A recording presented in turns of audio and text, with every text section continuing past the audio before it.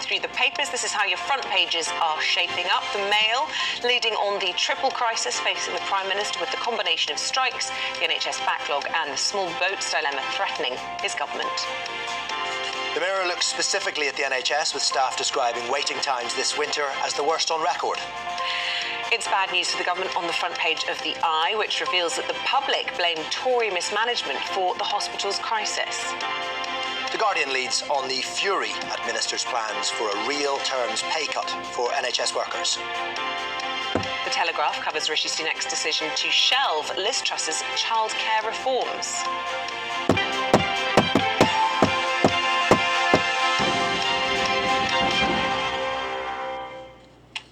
So we're going through the papers this morning, joined by the former Conservative advisor, Claire Pearsall, and Christopher Biggins, fresh from Panto. In fact, it was your last show last night, so that is true dedication to your paper commitment.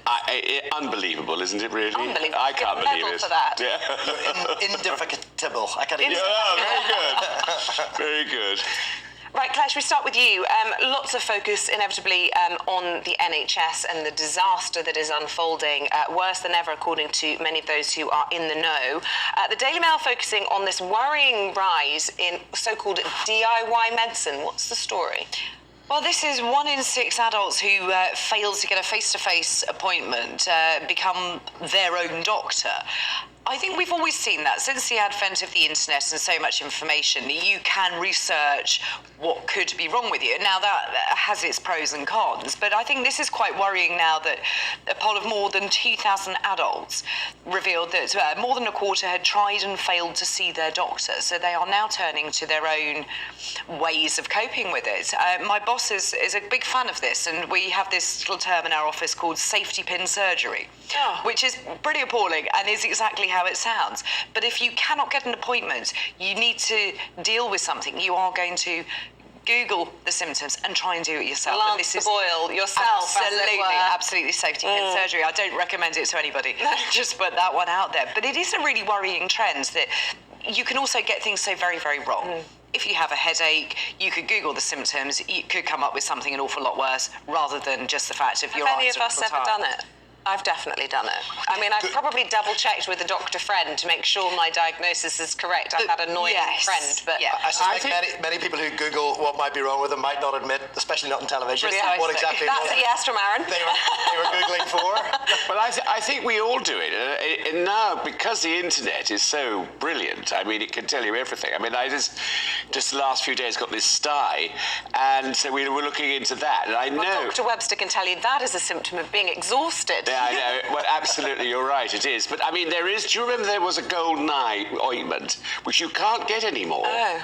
And I think it's really salt and water and just rest that helps it. Yeah. But I think we all go to the internet to look to see what we are, you know. I mean, I think the other terrifying thing is dentists, people who do their own, you know, extractions and what have you, or put, you know, a thread on their tooth and the other end of the thread on a door handle and slam the door and the tooth comes out. But it's difficult because we're told on the one hand, don't be a time waster, don't use precious GP resources in appointments, and on the other hand, they're told, well, don't do DIY diagnoses because you're causing more long-term problems. I suppose you just have to have a sort of educated guess, don't you, as to how serious your complaint is. But we're all sort of navigating that in a sort of blind way, aren't we? Well, of course we are, and I think we all have a basic first aid kit at home, and that's what you go to first, and you sort of think, what lotions and potions have I got? How can I wrap this bandage around something that doesn't require me to then see a GP? Which is very difficult, of course, and this brings into sharper focus just how difficult it is to get a face-to-face appointment. It does, and I think this is really worrying, because what happens if you do go through some kind of DIY procedure, you get it wrong, you are still a burden on the health service, and it could become much more urgent at that point. Yeah, well, we'll lighten the mood a little bit now. Christopher, we'll move to what the story in The Sun, and this is another royal story. It's rarely off the front or second page, the royals, and this is what Harry to lift the lid on a bus stop. I wasn't aware there was more information to get from this. Oh, yes, there is. An awful lot so far. I I think Spare is out at the end of this week, isn't it? Spare. Yes, that's right. A week tomorrow it's out. Yeah, and I can't wait. I've got my order of the copy. Fascinatingly, I've watched all the Netflix Harry and Meghan, and do you know, I'm going to be shouted down, I know, but I actually like them. I think they've done. Yeah, I know you're going to come against me because now. I fell into this trap as well. Because actually, if they'd have only just done a story about themselves, which was the bit that was interesting, their love story, a little insight into their life, none of us would be up in arms. The bit that we didn't like, or personally I didn't like, was when she was mocking, curtsying and the like to the Queen, and also when she was suggesting that Kate was cold and formal in private. These little digs that were being made all the time, that Prince William had terrified this man who'd flown Apaches during theatres of war in Afghanistan, was terrified that his brother was shouting it. All ridiculous. But if they'd just focused on their love story, wouldn't that have been better? I don't think it would have been interesting enough, though. I don't think they would have been. We both liked it. Well, I know we did, but I find it fascinating, and I think this, you know, in the royal family, the trouble is there are courts. There's the William court and there's the Harry court, and I think they really go for each other in a big way. They didn't used to. No, but I think it's a young thing, and we were talking earlier, you know, about the internet. You know, we all can get on the internet. We can all find out things. We all are told things. We know too much, and I think that's certainly true of them. And it is sad. I mean, the Queen, who was the best monarch ever. You know, we had her and she was fantastic. Charles, I think, is being very good. You know, I think he's keeping quiet. I mean, the old adage for the royal family is never explain, never apologise. Absolutely, right? which is a very good one. But I think the young are different. I think, you know, they want everything out in the open. I do think there's an irony to the title Spare, when I feel like just saying spare us, Harry. Oh, well, this is it, and I'm bored of it. Well, no. I really, really am. I managed 20 minutes of the Netflix programme before I just had to turn it off because it irritated me that much. And I just think if you want to go and live your life in California, go do so. Don't have a dig at the family that brought you up. Yes, now they went for a private, quiet life. Absolutely. And then revealed Not all private. the intimate details about Yeah. their personal relationship. Yeah. I mean, this, though, will sell, of course, Claire. I mean, Yeah, they're not even going it to will. serialise it in a newspaper because, frankly, they don't need to. Well, of course they won't. People will buy it. It's morbid curiosity. I think we're all in that boat. We want to hear it. We want to see it. And it's that media circus that they rely upon to keep them going. But I do wonder when this initial rush is over, when this book is out, the Netflix has died down, what next? Oh, there's 3 more books, Claire. 3? Are there 3 more books? $20 million book deal No. for 4 books. The next one's going to be on a wellness tome led by the Duchess herself. The second one, I believe, is going to be on philanthropy and leadership. And then, wait for it, the 4th one is going to be Meghan's royal memoir. That's the rumour. Royal memoir of 15 A memoir minutes of of her fame. life in the royal family, which lasted good. about 30 seconds. Liz Truss. She'll be doing the forward. Anyway, Shall we move on? Yes, let's move on. Claire, let's talk about middle-class apprenticeship, shall we, in the Times. Yes, now this is quite interesting that middle-class teenagers are choosing apprenticeships over a degree, mainly due to the cost of it all. I think that's good. I think it's good. And it's funny because I think you and I were just chatting about it, that it does mean that these people, young people, miss out on that sort of rite of passage of growing up, of going to university, of learning how to cook something that's called It's an expensive thing of piss-up, noodles. let's be honest. Well, it is. But I think that it's some valuable lessons in there. How to do your washing, how to budget, how to live with other people. You've maybe not done that before. But on the flip side of it, I think apprenticeships are fantastic for learning on the job. And I think the companies that are now involved in this, very big companies, can see the benefit of training young people straight out of school and teaching them the trade and putting them through. And they may well then get a workforce that will stay with them for the rest of their lives. It's a European thing to do in many ways, because in places like Germany and Austria, not everybody goes to university, and people don't go to university until a little bit later, and a trade or an apprenticeship is very much a respected career and doesn't quite have the stigma that perhaps it seems to have in this country, although there's no need for that. I think that's coming back. I think people are now looking at trades as being a much more stable profession to have rather than going off to university and studying something for the sheer enjoyment of doing it. If you have a trade, you're a plumber, you're a builder, you're an electrician, you're an engineer, then then you will always be able to work. And I think people are now working that out for themselves. I can't get a Go on. No, sorry, go on. I was going to say that I think the concept of university now is just so expensive. Exactly. It's off-putting for not just middle-class families, but for all. I mean, certainly, particularly if you're from a working-class background, it's prohibitive. It is. I mean, when I was young and I went to drama school, it was free. We never paid anything. I mean, is that because you're so talented? No, that was for everybody.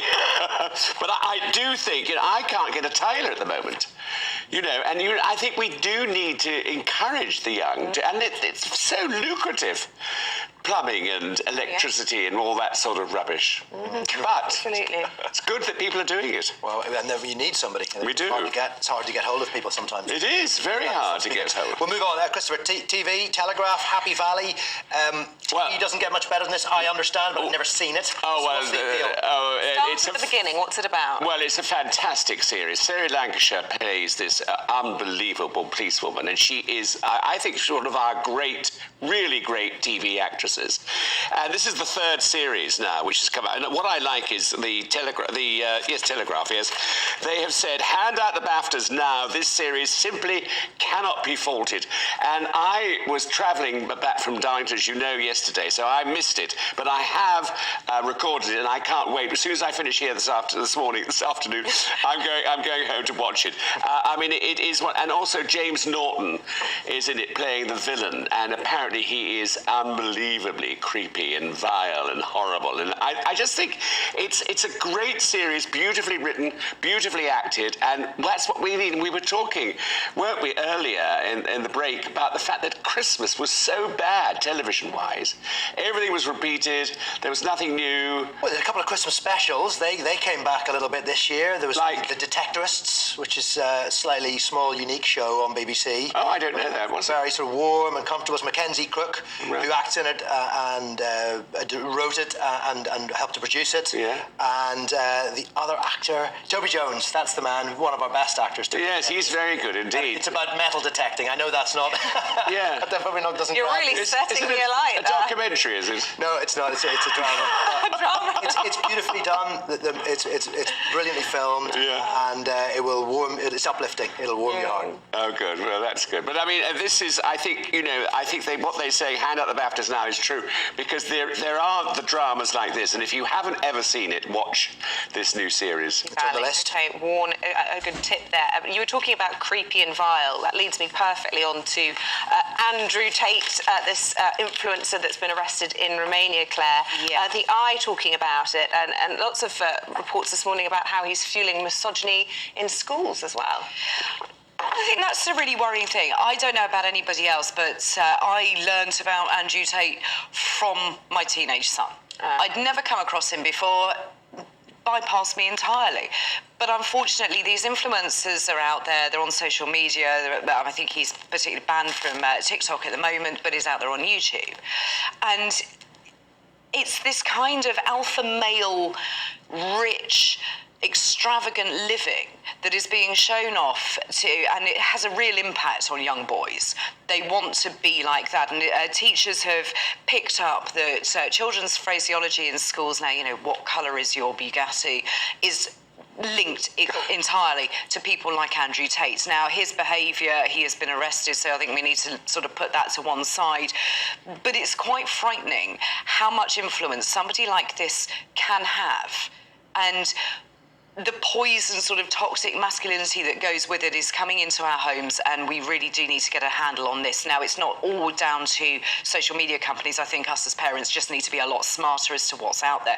It frightened me when I saw some of the stuff that he has put out on the internet. I had no idea quite how bad that was, and that my child was Have you watched some of it then? I have. And was it pornographic, or was it just the sort of flashy cars, or all of the above? It's flashy cars, flashy lifestyle, but the misogyny that comes underneath, and the sort of really quite nasty culture that creeps in. It's very, very toxic, and you just feel quite grubby watching it, and you think you can understand young children, young boys especially, who want that lifestyle. They want to be like that. They want the bling and the big sort of He also offers self-help courses. Yes, and if you pay a premium amount, he will teach you how to be, presumably like him. And loser in needs to jail. do that. Groups who run focus groups in schools say that they don't have one group in the last couple of years where his name is not mentioned. He's the most famous person He most really people is have not heard of. so anti-women. It is unbelievable that young lads now are going to grow up with that culture. Women are just there to have sex with Absolutely, in a violent way. that kind of lovely. culture, And this never happened in our day, did it? I mean, we never had any of this. We were all just normal. Well, there was a little bit of sexism that went around, but this is a new level. I know, and I think it's a frightening level. Yeah, It's the access Yes. which somebody like this can Absolutely. reach millions of people. And He has been banned from Twitter, but he's back on since Elon Musk took over.